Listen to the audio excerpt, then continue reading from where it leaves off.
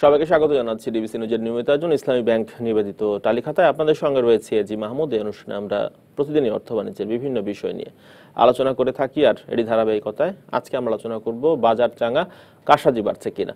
আর সেই প্রসঙ্গে আলোচনায় আমাদের সঙ্গে আজ যোগ দিয়েছেন ইনভেস্টমেন্ট প্রমোশন সার্ভিসেস লিমিটেড ব্যবস্থাপনা পরিচালক এবং ডিবি এর সাবেক সভাপতি মোশতাক আহমেদ সাদেক। জনাব মোশতাক আহমেদ সাদেক, স্বাগত জানাচ্ছি আপনাকে। ধন্যবাদ। জি, তালিকাতা অনুষ্ঠানে জি বাজার চাঙ্গা কারসাজি বাড়ছে কি, এটি হচ্ছে আমাদের আলোচনার বিষয়। পুঁজিবাজার যখন চাঙ্গা হয় তখন কারসাজির সুযোগও বেড়ে যায়, এমনটা অনেকেই মনে করে থাকেন। এখন যে দুরন্ত বেগবান যে বাজার দুরন্ত বেগবান এই যে আপনারা বাজার করে গেল, কারসাজি কি এই বাজারে হচ্ছে কিনা, যেহেতু হাজার কোটি টাকার উপর প্রায় গত সপ্তাহে প্রতিটি কার্য দিবসেই লেনদেন হয়েছে, সুতরাং দুরন্ত বলা যেতেই পারে। এখন কারসাজি কি বাজারে এই মধ্যে কি আসলেই বেড়েছে কিনা এবং সেটি বাজারের জন্য কি আশঙ্কাজনক কিনা? উত্তর দেব অবশ্যই। একটা বললো কারসাজি একটা বেগ শব্দ। কারসাজি বলতে কি বোঝাচ্ছেন উনি? এখন বাজার তো অটো কারেকশন হচ্ছে, অটো কারেকশন হচ্ছে না তা না, তো আমরাও তো সেখানে বলতেছি, আমরা 10-15-20টা কোম্পানির নামে ঢাকা স্টক এক্সচেঞ্জ মানে হুঁশিয়ারি দেওয়া হয়েছিল যে তারা গত 5 বছর ধরে না, আমরা কিন্তু প্রতি সপ্তাহে লক্ষ্য করছি যে বেশ কিছু করে কোম্পানিকে কারণ দর্শানোর চিঠি পাঠানো হচ্ছে ঢাকা স্টকের পক্ষ থেকে। তার মানে তো বাজারে কিছু না কিছু তো অবশ্যই হচ্ছে। নিশ্চয়ই হচ্ছে, সার্ভিলেন্স করতেছে। এটা তো সার্ভিলেন্স এত পাওয়ারফুল। সার্ভিলেন্স দুই জায়গায় সার্ভিলেন্স হয়, একটা ঢাকা স্টক এক্সচেঞ্জ সার্ভিলেন্স হয়, একটা সিকিউরিটি এক্সচেঞ্জ কমিশনের সার্ভিলেন্স হয়। হ্যাঁ, কাজে আপনার কারসাজি বলতে যেটা বোঝাচ্ছেন, I don't believe that much কারসাজি বাজারে। এখন এই কারসাজির কারণেই কি বাজার এত চাঙ্গা কিনা? না, কারসাজির কারণে বাজার চাঙ্গা হইলে তো আগে হইতো, তাহলে হয়েছে কারসাজি করে বাজার 2018 সালে হলো চাঙ্গা তো হয়েছে না, 2018 সালে হলো না কেন, 17 সালে হলো না কেন? তখন আমরা এই হাউতাশ করলাম কেন? বাজারে মানে স্বল্প মানে টাকা, 1 নম্বর টাকা ছিল না, 2 নম্বর হচ্ছে বাজারে তো ইনভেস্টার আস্থা ছিল না, এত কিছু ছিল না। মানে বিষয়টি কি এরকম যে কারসাজির কারণেই কি বাজার চাঙ্গা হয়, নাকি যখন বাজার চাঙ্গা হয় তখন যারা কারসাজি করেন তারা সুযোগ নেয়? তারা হয়তো বা কেউ কেউ দিতে পারে, কিন্তু কথাটা হচ্ছে যে আমি ভেগভাবে বলবেন আপনার সমস্ত বাজারে কারসাজি হচ্ছে, এটা আমি মানে নিতে রাজি না। তাহলে কেন প্রতি সপ্তাহে আমরা 10-12টি করে কোম্পানিকে শোকজ করতে দেখছি? না, কোম্পানিকে শোকজ কিন্তু বিভিন্ন কারণে করে। কেউ সিকিউরিটিজ ল ভায়োলেট করে, বেশিরভাগই তো অস্বাভাবিক মূল্যবৃদ্ধির কারণে।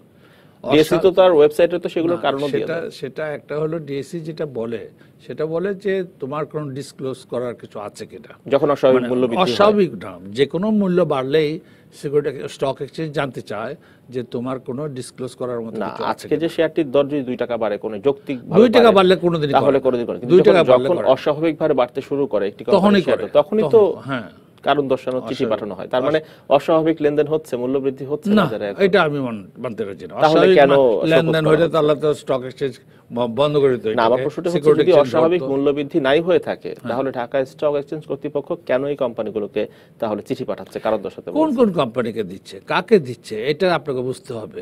যে যেসব কোম্পানির শেয়ারের মনে করেন যে গত 5 বছরে কোনো লেনদেন ছিল না, সেগুলো নিয়ে যদি কেউ স্বল্প মেয়াদী কোম্পানিগুলো, যেটি স্বল্প পুঁজির কোম্পানি, যেটা স্মল বোর্ডে মানে যেই কারণে স্মল বোর্ড হইতেছে, সেই ছোট্ট কোম্পানি পেড আপের 50 লাখ টাকা পেড আপ, 1.5 কোটি টাকা পেড আপ, 1 কোটি টাকা পেড আপ, এইসব কোম্পানির শেয়ার যখন একটু বাড়ে তখন হু করে বেড়ে যায়। এর অর্থটা হলো যে এটা নিয়ে কিছু সংখ্যক লোক হয়তো বা মানে টানাটানি করে এর থেকে ফয়দা লোটার চেষ্টা করে স্বল্প মেয়াদী শেয়ারগুলো, কিন্তু এটা বেশিক্ষণ না, এটা কিছুক্ষণের মধ্যে ধরা পড়ে যায় এবং তারাও নিজেরও হাতটা পড়ে। আপনি দেখেন না কোন শেয়ারটা থেকে কে কত প্রফিট নিয়ে বেরিয়েছে, কোথা থেকে বেরিয়েছে। আপনাকে যদি বিনিয়োগ করতে হয়, সাধারণ যারা বিনিয়োগকারী তারা কিন্তু এই গেমের থেকে বেরিয়ে গেছে। এগুলিতে এখন তারা বুঝে গেছে যে আমরা ট্র্যাপ, এগুলো দিজ আর দি ট্র্যাপ, এগুলিতে আর যায় না। এখন তারা ভালো শেয়ারে ঢুকতে চায়, যে শেয়ারে মিনিমাম 14 থেকে 10 থেকে 15-20% ডিভিডেন্ড দেয়। সেই যদি সাধারণ বিনিয়োগকারীরা যদি এসব শেয়ার না কিনেন, তাহলে বাজারে যে আমরা তথাকথিত একটি শব্দ শুনতে পাই ফিডিং, যারা কারসাজি করেন ফিডিং করিয়ে বের হয়ে যায়, তাহলে কাদেরকে তারা ফিডিং করাচ্ছেন? নিজেরা ফিডিং হচ্ছে তারা। তাহলে আপনাকে কোনো আপনার কাছে কোনো সাধারণ বিনিয়োগকারী এসে বলছে যে আমাকে ফিট করছে, এরকম তো বলা নাই। না, এটা তারা কখন এটা তারা বুঝতে পারেন না যখন আসলে দেখেন যে অস্বাভাবিকভাবে দর বৃদ্ধির পর যখন বিনিয়োগটা করতেছেন, যখন দরটি কমে যায় তখন তিনি বুঝতে পারেন। আপনি যে বিনিয়োগকারী, আপনি আমাকে বলেন, আপনি যখন একটা বিনিয়োগে যাচ্ছেন, হ্যাঁ, তখন তো আপনার টাকাটা আপনি লোকসান করলে, আপনি মনে করেন একটা কোম্পানিতে আপনি বিনিয়োগ করতেছেন, তখন তো আপনি সাধারণভাবে জানতে চাইবেন এই কোম্পানিটা কী উৎপাদন করে, কত টাকার উৎপাদন করে, কোথায় এক্সপোর্ট করে বা কোথায় বিক্রি করে, তার টার্নওভারটা কী। এটা আপনি তো নিশ্চয়ই জানতে চাইবেন। কিন্তু আমাদের দেশের বিনিয়োগকারীরা কি এটি জানতে চান, নাকি অমুক ভাই এই শেয়ারটি কিনেছেন আমাকেও কিনতে হবে, এরকম ট্রেন্ডে বেশি চলেন? আমাদের দেশের পরিস্থিতি কোথায়? না, আমাদের দেশের পরিস্থিতি সম্পর্কে বলেন, সেটা বলেন যে আমাদের দেশের ম্যাক্সিমাম বিনিয়োগকারী কি পোর্টফোলিও দেখে বিনিয়োগ করেন, নাকি অমুক ভাই কিনেছেন সেটি শুনে বিনিয়োগ করেন? আংশিক সত্য, অস্বীকার করবো না। বেশিরভাগই তো তাই না, বেশিরভাগ হলে তো পুঁজিবাজার চলতো না। যদি এরকমই গুজবের উপর পুঁজিবাজার চলতো তাহলে পুঁজিবাজারটাই চলতো না। আজকে 1000 কোটি টাকা ট্রানজাকশন, মানে অন্যের কথা শুনে বিনিয়োগ করার প্রবণতাই তো এই বাজারে বেশি। আমি পুরোপুরি একমত। তাহলে পরিস্থিতি কি সেটা বলুন। পরিস্থিতিটা হচ্ছে যে আমাদের মানে প্রত্যেকটি বেশিরভাগ বিনিয়োগকারী পোর্টফোলিও দেখে বিনিয়োগ করে, এটা আপনি বলছেন? আমাদের ইলেকশনের পরে বাজারে একটা স্থিতিশীলতা আসছে। এই কারণে আসছে যে মানুষ, বিনিয়োগকারী বুঝতে পারছে, বা যারা বিনিয়োগ করতে চাচ্ছেন তারা বুঝতে পারছেন যে এই সরকার অন্তত পক্ষে আরো 5 বছর নিরাপদে করবে, কোনো রকমের হাঙ্গামা কোনো কিছু হবে না, নিরাপদ বিনিয়োগ হবে এখনই। যে এখন যদি মনে করেন আপনি যে বাজার কিছু লোক, দুষ্ট লোক ঢুকে গেছে, তো সবসময় থাকে, এটা বাজারে কিন্তু নতুন কিছু না, এটা থাকতেই পারে। এবং সিকিউরিটি এক্সচেঞ্জে এই কারণে সার্ভিলেন্স আছে, ঢাকা স্টক এক্সচেঞ্জের সার্ভিলেন্স আছে, সেই জন্যই তো তাদেরকে ধরতেছে। আপনার পর্যবেক্ষণ কি বলছে? মানে জানুয়ারি, আমার পর্যবেক্ষণ, প্রশ্নটি হচ্ছে জানুয়ারির শুরু থেকে এখন পর্যন্ত বাজার যেভাবে চলছে, সেখানে কি ভালো কোম্পানির দর যেভাবে বেড়েছে তার তুলনায় কি খারাপ কোম্পানির দর বেশি বাড়েনি? নো, ভালো কোম্পানি, খারাপ কোম্পানির দর, আমি তো আগেই বলেছি, স্বল্প মানে পুঁজির যেসব শেয়ার, স্বল্প পুঁজির, যেমন 5 কোটি টাকা, মানে এই সময়, এই স্বল্প সময়টার মধ্যে, মানে আজকে যদি আমরা, আসলে 20 তারিখ, জি জানুয়ারির 1 তারিখ থেকে আজকে 20 তারিখ পর্যন্ত যে কয়টি কার্যদিবসে পুঁজিবাজারে লেনদেন হয়েছে, তার মধ্যে আমরা কিন্তু লক্ষ্য করেছি যে ভালো শেয়ারের তুলনায় যেগুলো আসলে দুর্বল মৌলভিত্তিক শেয়ার, সেগুলোর দর বেশি বাড়তে দেখেছি আমরা। তাহলে আপনি বাজারকে কি করে স্বাভাবিক বলবেন? এটা কিন্তু এখন আপাতত মানে বাড়তেছে বলে আমার কাছে মনে হচ্ছে না, কারণ হচ্ছে যে কিছু কিছু অ্যাকশনে গেছে অলরেডি। এই যে আপনি যে কথাগুলি বললেন যে চিঠি দেওয়া হচ্ছে, এই করছে, এইগুলো আরো আগের থেকে যদি দেওয়া হতো তাহলে আপনি এই প্রশ্নটা করতে পারতেন না। তো এটা সত্য কথা যে যখন বাজারে মানে বিনিয়োগ টার্নওভার বাড়ে, বাজার বাড়ে, তখন কিন্তু কিছু গার্বেজও চলে আসে, এটাকে অস্বীকার করার আমার কোনো সুযোগ নেই। জি, আমাদের হাতে আলোচনার বিষয়ে একটি প্রতিবেদন রয়েছে, সেটি দেখে নিয়ে আমরা আবারও আলোচনায় ফিরবো। দর্শক, আমাদের হাতে আলোচনার বিষয়ে একটি প্রতিবেদন রয়েছে, সেটি আমরা দেখব। নির্বাচনের পর পুঁজিবাজার চাঙা হওয়া স্বাভাবিক ঘটনা হলেও ক্ষুদ্র বিনিয়োগকারীদের জেনে বুঝে বিনিয়োগের পরামর্শ দিয়েছেন বিশ্লেষকরা। তারা বলছেন ইতিবাচক লেনদেনের সুযোগে কারসাজির শঙ্কাও রয়েছে। চাঙা ভাব ধরে রাখতে বিনিয়োগ বান্ধব মুদ্রানীতি করারও পরামর্শ দিয়েছেন তারা। জাতীয় নির্বাচনের পর চলতি মাসের প্রথম 15 দিনের 11 কার্যদিবসে ডিএসইর প্রধান সূচকের গড় ওঠানামা ছিল ৫,৭১০.৯৭ পয়েন্ট, আর লেনদেন হয়েছে 10,৩36 কোটি ৭১ লাখ টাকা। যেখানে নির্বাচনের আগে ডিসেম্বরের শেষ 15 দিনের 8 কার্যদিবসে লেনদেন হয় মাত্র ৩,১৪৭ কোটি ৫ লাখ টাকা। পুঁজিবাজারের হঠাৎ এমন পরিবর্তনে আকৃষ্ট না হয়ে বুঝে শুনে বিনিয়োগের পরামর্শ সংশ্লিষ্টদের। শুধু ভালোগুলো বাড়লে কোনো অসুবিধা নেই, কিন্তু খারাপগুলো ইকুয়ালি বাড়ছে এবং কিছু কিছু অনেক বেশি রেটে বাড়ছে। না বুঝে শুধু প্রাইস ট্রেন্ড দেখে যদি ইনভেস্ট করে, this not the right kind of investment. Invest করতে হলে দেখতে হবে কোম্পানিটা কোন ইন্ডাস্ট্রিতে কাজ করে এবং তার প্রফিটেবিলিটি কেমন, তার ইপিএস কেমন। চলতি মাসে লেনদেন চাঙ্গা হলেও গেল বছরের একই সময়ে বাজারে এমন ইতিবাচক ধারা ছিল না। 2018 সালের জানুয়ারির প্রথমার্ধে লেনদেন হয় 5,042 কোটি 22 লাখ টাকা। এ অবস্থায় ঝুঁকি এড়াতে বিনিয়োগকারীদের সতর্ক থাকার পরামর্শ বিশ্লেষকদের। আর স্মল ইনভেস্টরদের কাছে আমার পরামর্শ হচ্ছে যে আপনাদের 2-3 বার আপনারা কিন্তু বিপদের সম্মুখীন হয়েছেন। এখন এমন শেয়ার আপনি বিনিয়োগ করবেন যাতে 12 এবং 14% আপনি ডিভিডেন্ড পান। বাজারের এমন ইতিবাচক ধারা ধরে রাখতে মুদ্রানীতিতে বিনিয়োগ বান্ধব নীতির তাগিদ বাজার সংশ্লিষ্টদের। অ্যাজ লিস্টেড কোম্পানিজ এবং অ্যাজ ইনভেস্টর, এই ব্যাংক এবং আর্থিক প্রতিষ্ঠানগুলোর একটা বড় শেয়ার এই ক্যাপিটাল মার্কেটে আছে। তো সো এই মুদ্রানীতিটা আলটিমেটলি আমাদের মার্কেটে একটা ইম্প্যাক্ট পড়ে। এছাড়া পুঁজিবাজারের সঙ্গে সাংঘর্ষিক নীতির সংস্কার করে কেন্দ্রীয় ব্যাংককে নতুন নীতি প্রণয়নের তাগিদ দিয়েছেন বাজার সংশ্লিষ্টরা। মোস্তফা মাহবুব, ডিবিসি নিউজ, ঢাকা। দর্শক আমরা রিপোর্টটি দেখলাম, আবারও ফিরছি আলোচনা জনাব মোস্তাক আহমেদ সাদেক। আমরা রিপোর্টটি দেখলাম, সেখানে মুদ্রানীতি প্রসঙ্গ এসেছে। চলতি মাসে তো আসলে মুদ্রানীতি ঘোষণা হওয়ার কথা, প্রথমার্ধের মুদ্রানীতি ঘোষণা হওয়ার কথা, সেই বিষয় নিয়ে আমরা আলোচনা করব। কিন্তু আগের যে প্রসঙ্গটি সেটি আমরা একটু শেষ করতে চাই। যেসব কোম্পানিকে শোকজ করা হয় ঢাকা স্টকের পক্ষ থেকে, তারপরে আসলে কি ঘটে? সেই সব কোম্পানির প্রতি কি বিনিয়োগকারীদের আগ্রহ আরো বেড়ে যায়, নাকি সেগুলো থেকে বিনিয়োগকারীরা বের হয়ে আসার চেষ্টা করেন? আপনাকে কোম্পানি বলতে আপনি কি ব্রোকার কোম্পানি বলতে চাচ্ছেন? না, যেসব কোম্পানিকে, ধরুন যে বিডি ল্যাম্পস, ইউনাইটেড ফাইন্যান্স, সোনার বাংলা ইন্স্যুরেন্স, এগুলোকে তো শোকজ করা হয়েছে গেল সপ্তাহে, আমরা দেখেছি। এগুলো তো বিভিন্ন কারণে করা হতে পারে। একটা নম্বর হচ্ছে যে তাদের এতদিন কোনো ডিসক্লোজ ছিল না, এখন কোনো ডিসক্লোজার আছে কিনা সেটা জানার জন্য। এটা এক্সপ্লেনেশন না, এটা কোম্পানিকে এক্সপ্লেন করার জন্য বলা হয়নি, তার কাছে জানতে চাওয়া হয়েছে যে তোমার কোনো ডিসক্লোজ করার মতো কিছু আছে। হ্যাঁ, যখন এটি জানতে চাওয়া হয়, তখন বিনিয়োগকারীদের ট্রেন্ড কি হয় এইসব শেয়ারের প্রতি বা এইসব কোম্পানির প্রতি? তখন কি তারা এগুলোতে আরো বেশি আগ্রহের সঙ্গে বিনিয়োগ শুরু করেন, নাকি সেখান থেকে বের হয়ে আসার যদি চেষ্টা করেন? ডিসক্লোজার ভালো থাকে তাহলে তো আগ্রহ থাকবে, আর যদি না থাকে তাহলে এখন আমার মনে হয় না যে আপনি যেভাবে বলতেছেন ঢালাও ভাবে, যে ঢালাও না, মানে যেসব কোম্পানিকে শোকজ করা হয় সেগুলোর প্রতি বিনিয়োগকারীদের দৃষ্টি আকর্ষণ হয় কিনা, বা এটা কি ডিএসসির পক্ষ থেকে কোনো ধরনের মেসেজ দেয় কিনা যে এই কোম্পানিগুলোর বিরুদ্ধে ব্যাপারে সতর্ক হন? কোনটি?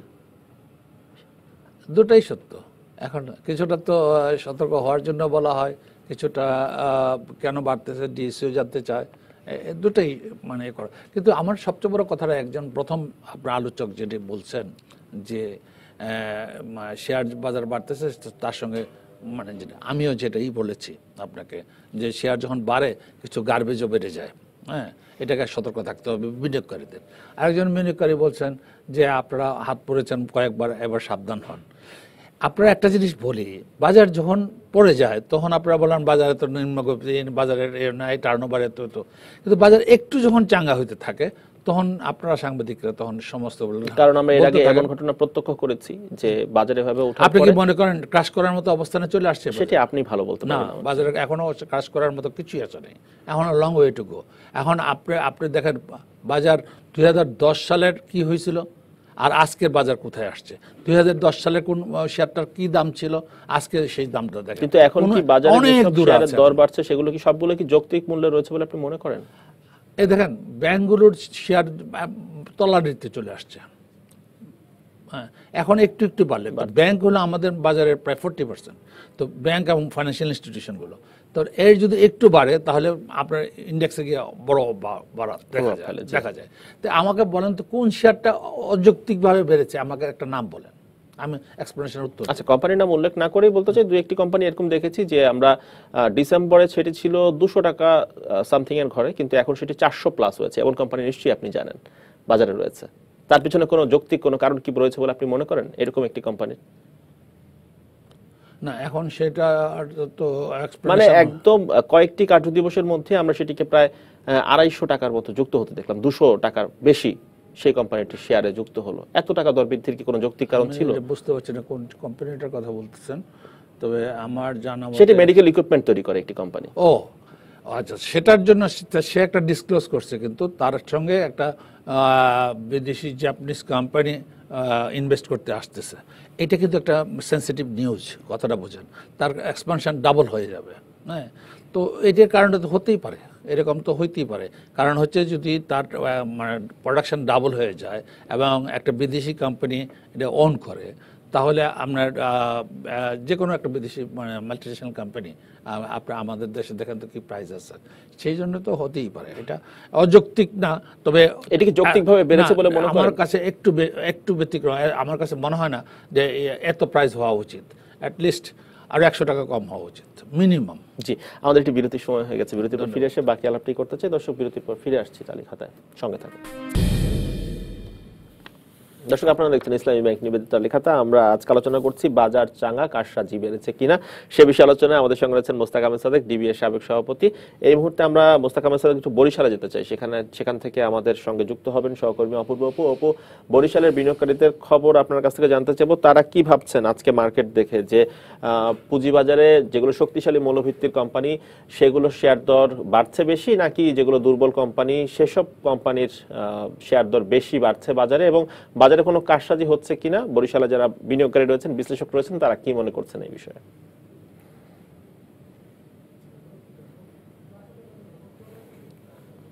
জি, আপনাকে। আমি এই মুহূর্তে আছি বরিশালের একটি ব্রোকার হাউসে। আপনি জানেন যে আসলে মূলত নির্বাচনের আগ থেকেই কিন্তু বাজারের অবস্থা বেশ ভালো বলছে এখানকার যারা বিনিয়োগকারী রয়েছে কিংবা স্থানীয়ভাবে এই বাজার যারা বিশ্লেষক রয়েছে তাদের সাথে কথা বলে আমি জেনেছি। তো আমি এই মুহূর্তে আপনার মাধ্যমে আপনি যে প্রশ্নটি করেছেন সেটির উত্তর আমি জানতে চাইবো। আপনার কাছেই প্রথমে জানতে চাই, আপনি তো এখানে বিনিয়োগকারী একজন, আপনার কাছে জানতে চাচ্ছি যে আপনার কি মনে হয় বড় বড় যে কোম্পানিগুলো আছে সেগুলোর কি দাম বাড়ছে নাকি ছোট ছোটগুলোর দাম বাড়ছে, বা কোনগুলোর দাম বাড়ছে, এবং সার্বিক বাজারের পরিস্থিতিটা কি রকম আপনি বিনিয়োগকারী হিসেবে কি দেখছেন?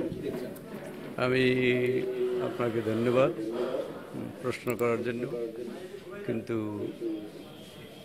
বাজার দর তো মোটামুটি ভালোই দেখা যাচ্ছে, কিন্তু ছোট ছোট কোম্পানিগুলো এবং বড়টা সবাই বাড়ছে। কিন্তু বর্তমান বাজারে কারসাজি আছে, এটার সংখ্যাও আছে, কারণ বিগত দিনে এরকম বাজার খুব হুড়হুড় করে দর বেড়েছে, আবার হঠাৎ করে আবার দাম কমেছে। তা আমার শঙ্কা আছে যে আবার হুট করে কমতে পারে, কিন্তু আমি এই সিকিউরিটি এক্সচেঞ্জ সংস্থাকে প্রদান করব। বুঝতে পেরেছি, আমরা আপনার কথা শুনবো। আপনি আপনার কাছে একটু জানতে চাচ্ছি যে উনি তো শঙ্কাবোধ মনে করছেন, আপনার কি চোখে শঙ্কাবোধ মনে হচ্ছে? সার্বিক বাজারের পরিস্থিতিটা কি? আমার কাছে সার্বিক বাজার পরিস্থিতি খুবই ভালো লাগছে, কারণ একটু সংখ্যা বলতে কি আমরা চাচ্ছি যে কোনো শেয়ার সেক্টর ওয়াইজ বাড়ুক, কিন্তু এখন হচ্ছে কি যে প্রতিটি শেয়ার মানে প্রতিটি সেক্টর একসাথে বাড়তে আছে। এইটা না হয়ে যদি এক একটা সেক্টর আলাদা আলাদাভাবে বাড়তো সেটা ভালো হতো। আর একটা জিনিস হলো আমাদের একটা আশার সঞ্চার হয়েছে যে বর্তমান যে অর্থমন্ত্রী সে আশাতে আমাদের পুঁজিবাজার অনেকটা আস্থা পাইছে। তার এই আস্থা, তার প্রতি তার আস্থার জন্যই বাজারে এতটা স্বাভাবিক। এখন আমরা একটু দেখতে চাই যে এইটা যে বাজার দ্রুত না বেড়ে আস্তে আস্তে বাড়ুক, আর পতনটা জানি কোনো সেক্টর অনুযায়ী বাড়ুক, সেক্টর অনুযায়ী কমুক, এটি আমার আশা। বাজার স্বাভাবিকভাবে এখন ভালো আছে, সার্বিক অবস্থা ভালো আছে, কিন্তু বড় বড় যে কোম্পানিগুলো সেগুলোর বাজার দর কি রকম, কিংবা ছোটগুলোর প্রতিষ্ঠানের দর কি রকম? বর্তমানে কিছুটা হচ্ছে কি দুর্বল শেয়ারগুলো খুব বাড়তেছে, বড়গুলো তেমন বাড়তেছে না। এইটা একটু শঙ্কা। যেমন এতে বোঝা যাচ্ছে বাজারে খুব বেশি টাকা আসছে না, অল্প ভলিউম।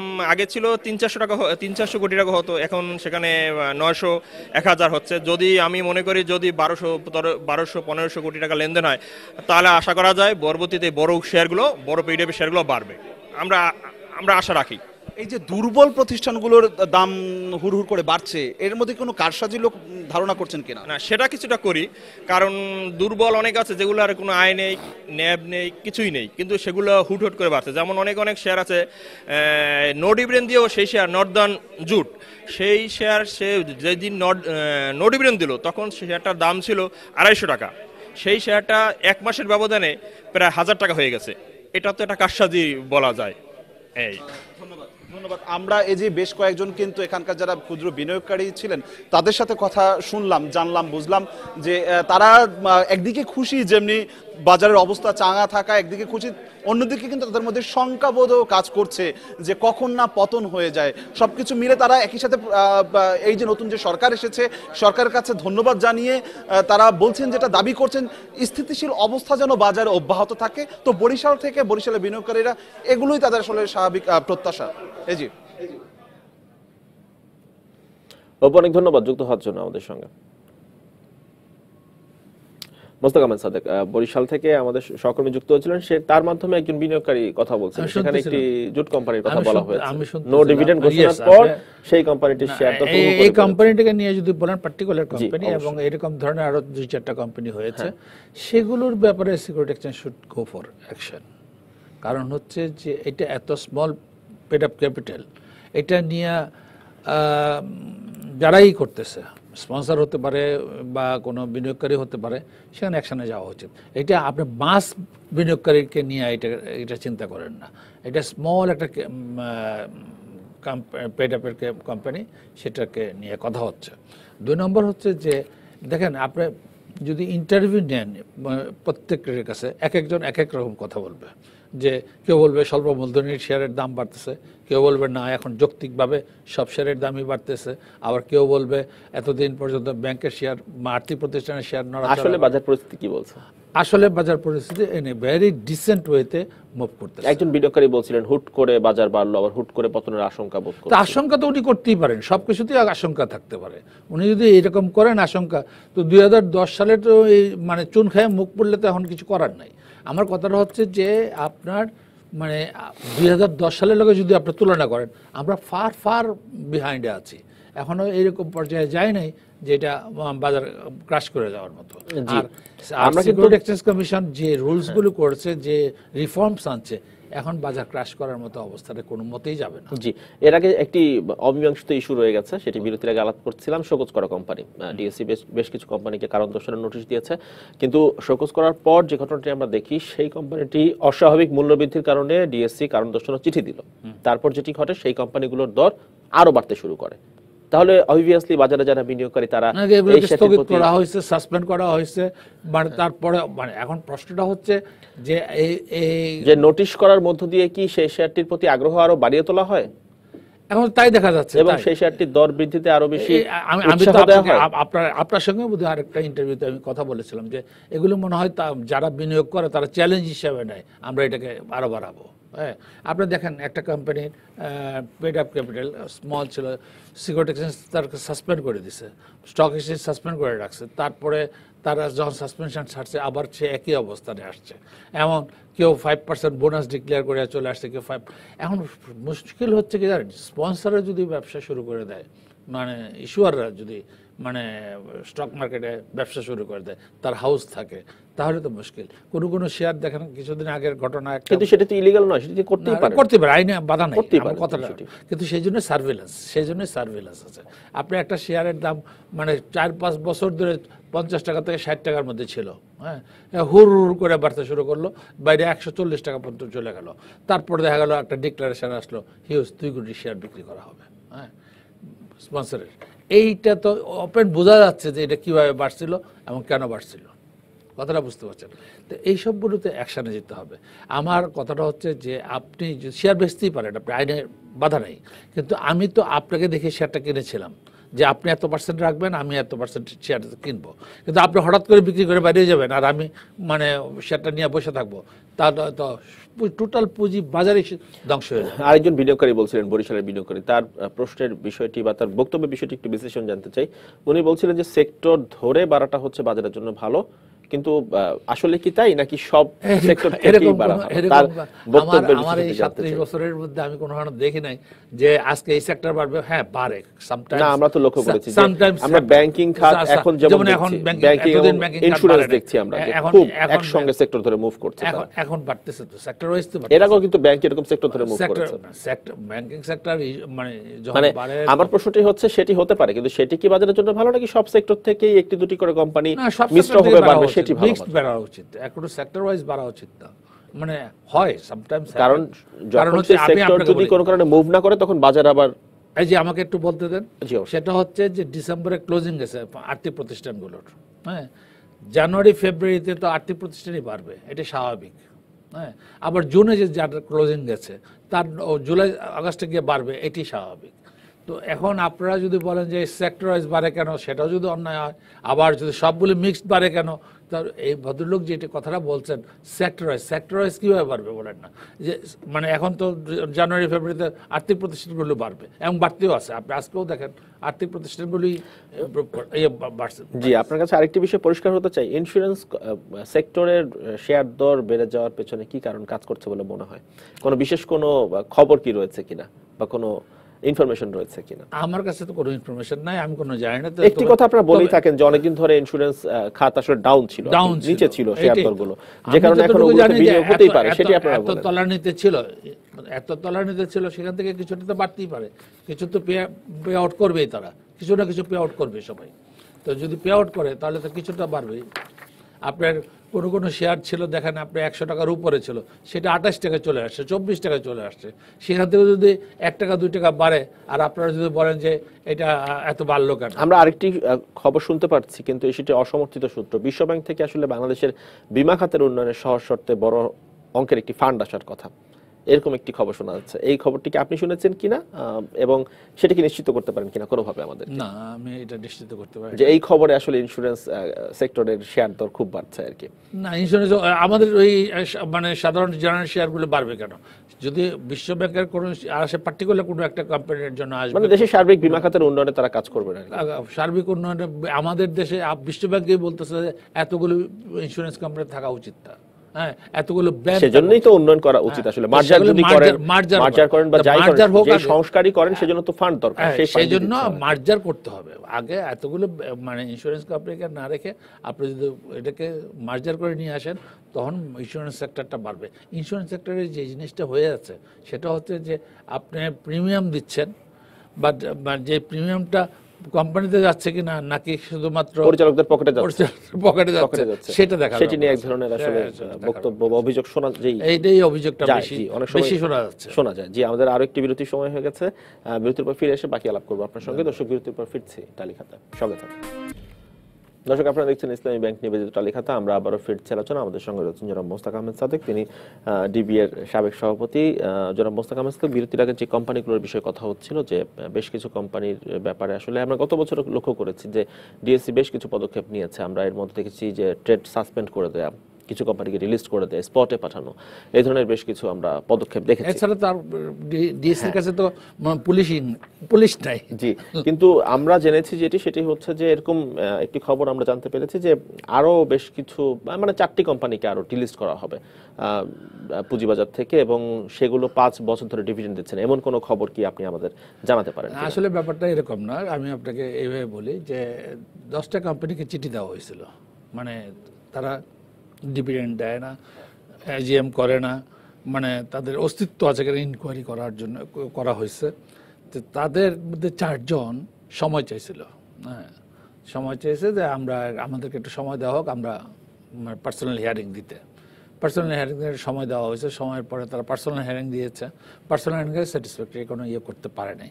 এখন ডিলিস্ট হবে কি না হবে, ডিএসসি কে সন্তুষ্ট করার মতো কোনো ধরনের বক্তব্য স্টেপ দিতে পারেনি 4টি কোম্পানি। হ্যাঁ, তো এখন এটা পাঠানো হবে সিকিউরিটি এক্সচেঞ্জ কমিশনে।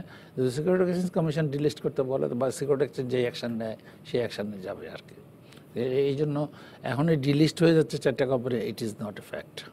আচ্ছা, হতে পারে তো যে কোনো সময়, মানে আমাদের লিস্টিং রুলস এর ভায়োলেশনে যে কোনো সময় তো ডিএসসি ভায়োলেট করতে পারে। এই মুহূর্তে যদি আমরা একটু ঢাকার পুঁজিবাজার দেখি, তাহলে দেখতে পাচ্ছি ডিএসসিএক্স, যে আমি এখানে একটা কথা বলতে চাচ্ছি। জি, অবশ্যই। সেটা হচ্ছে যে delisting is not the solution. কারণ সেখানে অনেক বিনিয়োগকারী আটকা পড়ে যায়। আপনি দেখেন, ডিলিস্ট করলে পরে হয় কি, সাধারণ বিনিয়োগকারী বিপদে পড়ে যায়।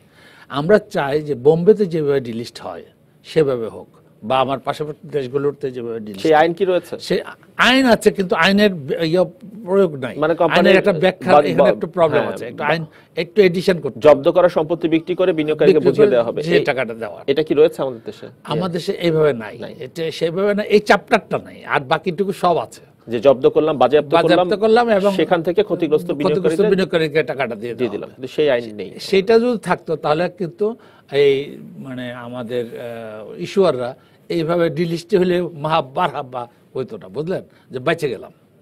এখন ডিলিস্ট করা মানে কি, বিনিয়োগকারীকে রাস্তায় বসায় দেওয়া আর ইস্যুয়ারকে মারহাবা করে। সুতরাং সেই পদক্ষেপ নেওয়ার আগে আসলে ঢাকা আসলে এই আইনটা করা দরকার হবে, খুব ইমিডিয়েটলি মাথায় রেখে আসলে চিন্তা ভাবনা করেই সেই সিদ্ধান্তটা নিতে হবে। পার্শ্ববর্তী দেশগুলোতে যেভাবে করে ডিলিস্ট, জি, যদি আজকে আপনার কোম্পানিকে উইন্ডাপের পয়সা নিয়ে বিনিয়োগকারীকে দিয়ে দিত, তাহলে কিন্তু সবাই ডিলিস্টে যাওয়ার আগে চিন্তা ভাবনা করতো।